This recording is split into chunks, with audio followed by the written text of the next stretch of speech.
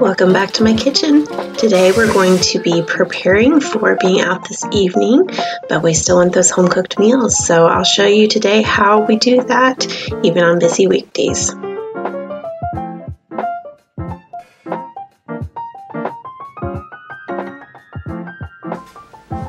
It's definitely tempting to go ahead and plan to pick something up when you're out for the evening because it can seem more simple and you're just thinking, oh, don't have to dirty the kitchen, we'll be out anyway. Seems like a good plan. And while you can budget for that for sure, and it's totally fine on occasion, as we get busier in this season of life, we are finding ourselves out for the quite frequently, and we certainly don't want to be eating out that frequently. So it is imperative that I plan for those evenings and know the best I can when they are going to happen, so that I can have a plan in place for that evening and we don't have to go to those measures to feed our bellies.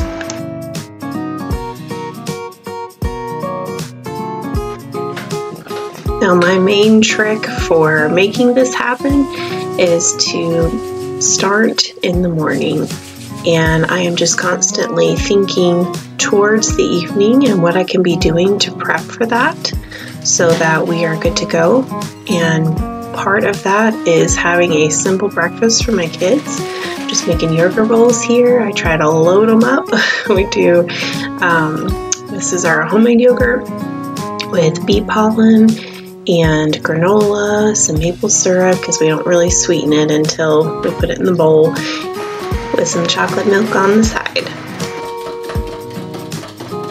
Those of you that watched the last video, our friendship bread is on day 8, and I have at day 6 added a cup of sugar, a cup of milk, and a cup of flour. It calls for self-rising, and I didn't have any and didn't make any, so we'll see if it works out or not. But that's where we're at, so keeping you updated. I don't know what I'll end up making with it. I don't know if I'll make the friendship bread because it has some ingredients I'm not too fond of, and I don't want to purchase things that I wouldn't normally have for it. So I don't know, gonna do a little research, see what I can come up with. We may make something completely different out of it, or I may try to make the bread recipe in a different way. So we'll see. So spoiler alert, we went out of town right after this, so that friendship bread is definitely in the freezer.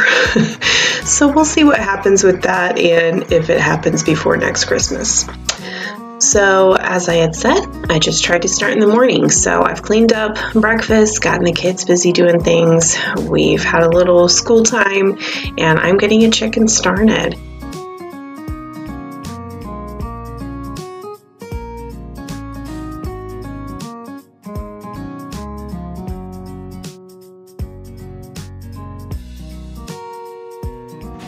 So a lot of times I will roast a chicken in the oven, or I will put it in the Instant Pot.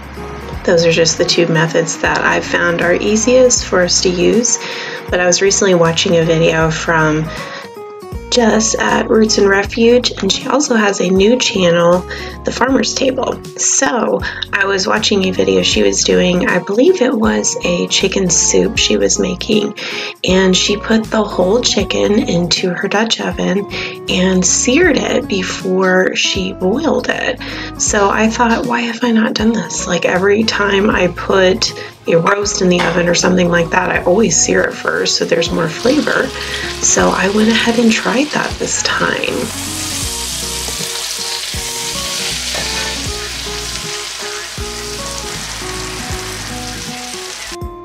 So now that I am getting more familiar with my kitchen, I have found that I just pop things in the oven and wait to smell them, and a lot of times that's about when they're ready to come out of the oven. So it's added some freedom to my kitchen and made the process more fun.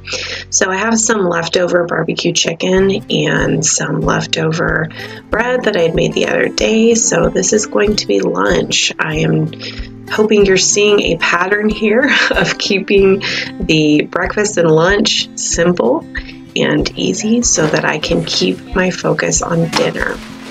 So I'm getting all of my veggies out now since my chicken is in the oven cooking and the kids are busy. It's a good time to start chopping things up for the chicken and dumplings. That's what we're having this evening. I don't even think I mentioned that.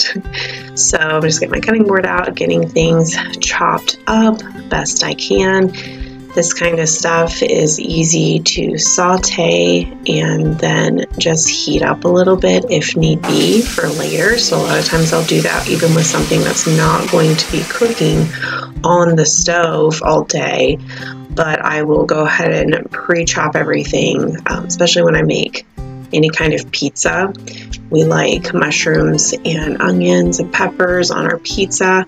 So I like doing that ahead of time, and then with pizza you don't even have to heat it up because it's going to be in the oven. But for other items it does help to heat it up real quick, and it makes the process a lot more simple when it's time to actually eat dinner.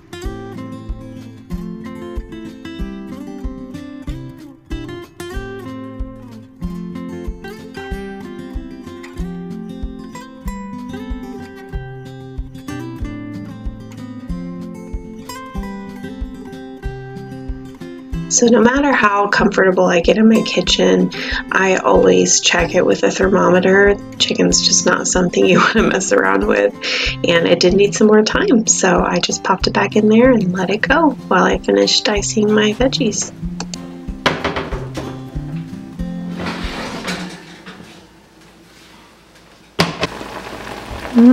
Look at that skin. See, that is going to add so much more flavor.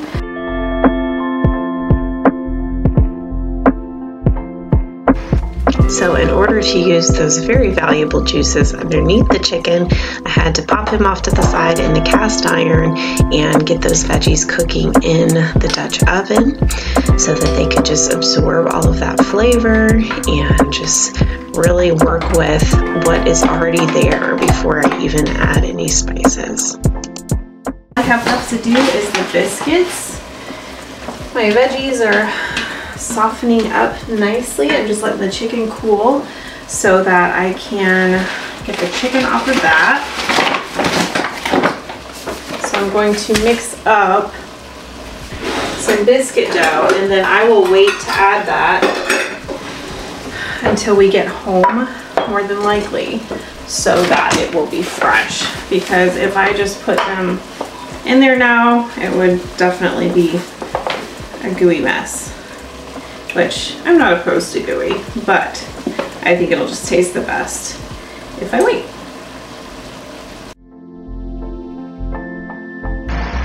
So I've used many things when I am making chicken and dumplings. Sometimes I've just literally tossed some flour and butter and milk together and thrown it in the pot.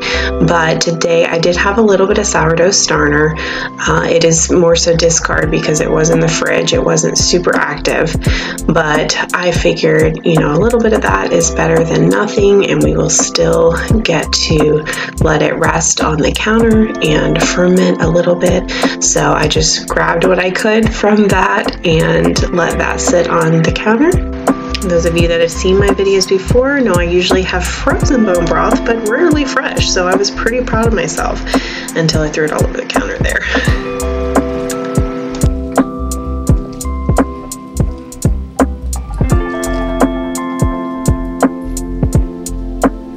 So I really just let everything simmer on low in the pot for the majority of the afternoon. I popped the lid on the top so that all the steam would stay in there. This is it. After we got home, I added the dumplings, cooked it for 10 to 15 minutes. It wasn't long. Added some cream and some seasonings here, just using basil.